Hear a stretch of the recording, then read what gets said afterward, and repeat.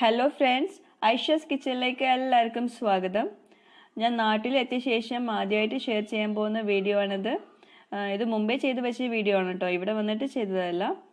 പിന്നെ ഒത്തിരി പേര് ചോദിച്ചിട്ടുണ്ടായിരുന്നു നാട്ടിൽ സുഖമായിട്ട് എത്തിയോ എന്നൊക്കെ. സുഖമായിട്ടെത്തി, കുഴപ്പമൊന്നുമില്ല. പിന്നെ ടേക്ക് ഓഫിൻ്റെ സമയത്തും ലാൻഡിങ്ങിൻ്റെ സമയത്തും ഞാൻ ചെറിയൊരു വീഡിയോ എടുത്തിട്ടുണ്ടായിരുന്നു, അത് നിങ്ങളുമായിട്ടൊന്ന് ഷെയർ ചെയ്യാമെന്ന് വിചാരിച്ചു. പിന്നെ ഇത്തവണ ഞാൻ നാട്ടിലേക്ക് വരുന്ന സമയത്ത് എനിക്ക് ഒത്തിരി സന്തോഷം തോന്നി. വേറൊന്നുമല്ല, ഞാൻ എയർപോർട്ടിൽ വെച്ചിട്ട് 1-2 പേരെ കണ്ടു. ഐഷസ് കിച്ചൺ അല്ലേ എന്ന് വന്നിട്ട് പരിചയപ്പെട്ടു. അതിലൊത്തിരി സന്തോഷം തോന്നി. കാരണം ആദ്യമായിട്ടാണ് പുറത്ത് വെച്ചിട്ട് ഇതുപോലെ എയർപോർട്ടിലൊക്കെ വെച്ചിട്ട് എന്നെ കണ്ട് മനസ്സിലായിട്ട് 1-2 പേര് വരുന്നത് തന്നെ. ആബിദ, ഷെബീന, പിന്നെ വേറൊരു രമ്യ, അങ്ങനെ എന്തോ ഒരു പേര് പറഞ്ഞു. സോറി കേട്ടോ, എനിക്ക് പേര് പെട്ടെന്ന് ഓർത്തില്ല. അപ്പോൾ ഒത്തിരി സന്തോഷമുണ്ട് അങ്ങനെ കണ്ട് പരിചയപ്പെട്ടതിൽ. പിന്നെ അതുപോലെ ഞാൻ നാട്ടിൽ നിന്ന് വരുന്ന സമയത്ത് ഒരു പുഡിങ്ങിൻ്റെ വീഡിയോ ഇട്ടിട്ടുണ്ടായിരുന്നു. അതിൽ ഒത്തിരി കമൻസ് ഒക്കെ ഉണ്ടായിരുന്നു, കുറേ ഡൗട്ട്സും ചോദിച്ചിട്ടുണ്ടായിരുന്നു പലരും. അതിലൊക്കെ റിപ്ലൈ തരാൻ കുറച്ച് ഡിലേ ആയിപ്പോയി, സോറി കേട്ടോ അതിന്. അപ്പോൾ ഇന്ന് ഞാൻ നിങ്ങളുമായിട്ട് ഷെയർ ചെയ്യാൻ പോകുന്ന റെസിപ്പി നമുക്കെല്ലാവർക്കും ഒത്തിരി ഇഷ്ടമുള്ളൊരു റെസിപ്പിയാകും. കാരണം ഒത്തിരി പേർക്കുള്ളൊരു ബുദ്ധിമുട്ടാണ് നമ്മൾ പുഡിംഗ് ഒക്കെ തയ്യാറാക്കുന്ന സമയത്ത് കണ്ടൻസ്ഡ് മിൽക്കിൻ്റെ പകരം നമ്മൾ എന്താ ചേർക്കേണ്ടതെന്നുള്ളൊരു കൺഫ്യൂഷൻ വരുന്നത്. അപ്പോൾ ഇനി മുതൽ നിങ്ങൾ കണ്ടൻസ്ഡ് മിൽക്ക് നമുക്ക് വീട്ടിൽ തന്നെ വളരെ സിമ്പിളായിട്ട് തയ്യാറാക്കാൻ പറ്റും. അതിൻ്റെ റെസിപ്പിയാണ് ഞാൻ ഇന്ന് ഷെയർ ചെയ്യാൻ പോകുന്നത്. വെറും 2 ചേരുവകൾ കൊണ്ട് തയ്യാറാക്കാൻ പറ്റുന്ന ഒരു അടിപൊളി റെസിപ്പിയാണത്.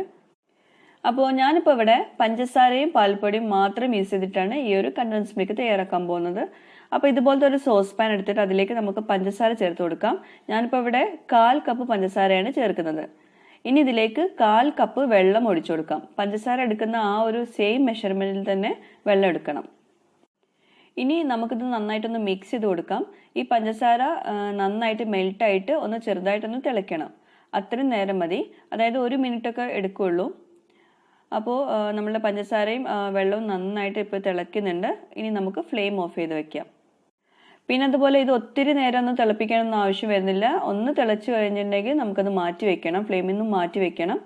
ഇപ്പോൾ ഈ ചൂടായ പഞ്ചസാര സിറപ്പിലേക്ക് നമുക്ക് ഒരു 1/2 കപ്പ് പാൽപ്പൊടി ചേർത്ത് കൊടുക്കാം. പാൽപ്പൊടി മൊത്തത്തിൽ ഒരുമിച്ച് ചേർത്ത് കൊടുക്കരുത്, കുറേശ്ശെ ഇട്ട് കൊടുത്തിട്ട് നന്നായിട്ടൊന്ന് മിക്സ് ചെയ്തെടുക്കണം. ഒരുമിച്ച് ചേർത്ത് കൊടുത്താൽ ചിലപ്പോൾ കട്ട പിടിച്ചു പോവും.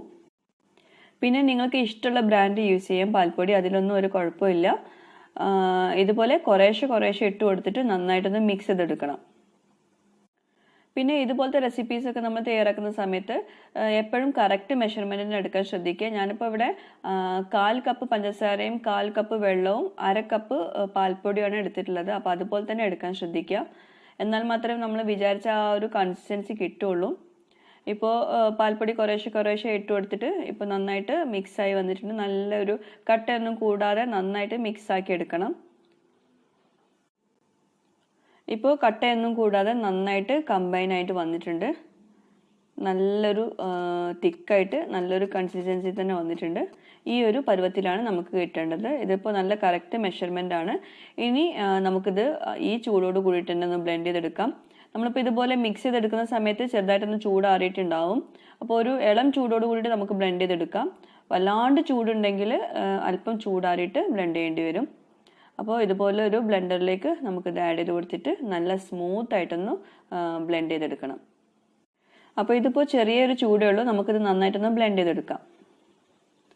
അപ്പോൾ നമ്മളുടെ സിമ്പിളായിട്ട് തയ്യാറാക്കാൻ പറ്റുന്ന നല്ല പെർഫെക്റ്റ് ആയിട്ടുള്ള കണ്ടൻസ്ഡ് മിൽക്ക് റെഡി ആയിട്ടുണ്ട്. വളരെ സിമ്പിളാണ് തയ്യാറാക്കാൻ. ഇനി പുറത്തുനിന്ന് നമ്മൾ കണ്ടൻസ്ഡ് മിൽക്ക് ഒന്നും വാങ്ങിക്കേണ്ട ആവശ്യമില്ല. പാൽപ്പൊടി വീട്ടിലുണ്ടെങ്കിൽ വളരെ എളുപ്പത്തിൽ തയ്യാറാക്കാൻ പറ്റുന്ന ഒരു റെസിപ്പിയാണിത്. പിന്നെ അതുപോലെ നിങ്ങൾക്കിത് ഫ്രിഡ്ജിൽ 2-3 ദിവസം വെച്ച് നോക്കാം. ഞാനിപ്പോൾ ഇത് 2-3 ദിവസം വെച്ച് നോക്കിയിട്ടുണ്ടായിരുന്നു. എന്നിട്ടാണ് ഞാൻ ഇതുകൊണ്ട് പുഡിങ് റെഡിയാക്കിയിട്ടുള്ളത്. ഒരു കുഴപ്പമില്ല, നമ്മൾ കടയിൽ നിന്ന് വാങ്ങിക്കുന്ന ആ ഒരു സെയിം കൺസിസ്റ്റൻസി തന്നെ കിട്ടുന്നുണ്ട് ഈ കണ്ടൻസ്ഡ് മിൽക്ക്. അപ്പോൾ നിങ്ങളെല്ലാവരും ഈ ഒരു റെസിപ്പി ട്രൈ ചെയ്ത് നോക്കുക. എന്നിട്ട് നിങ്ങൾ ഇതിന് താഴെയുള്ള കമൻറ്റ് ബോക്സിൽ നിങ്ങളുടെ ഫീഡ്ബാക്ക്സ് അറിയിക്കുകയും ചെയ്യുക. പിന്നെ ഇതുവരെ സബ്സ്ക്രൈബ് ചെയ്യാത്തവരുണ്ടെങ്കിൽ ദയവായിട്ട് ഈ ചാനൽ ഒന്ന് സബ്സ്ക്രൈബ് ചെയ്യുക. Thank you.